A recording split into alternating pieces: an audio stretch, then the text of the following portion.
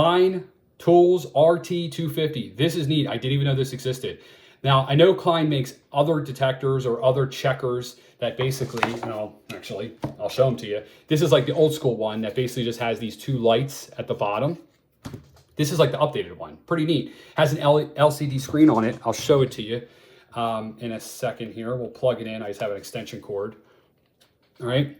And if we hit this on button right here, this will turn on and it will tell you very quickly that either this is set up correctly, green, or incorrectly, red. And then on there, it'll tell you exactly the voltage reading, which is awesome. I just love that. It tells you if there's what the voltage is. It says 123. So it's 120 line, obviously. And it says the word correct on there as well.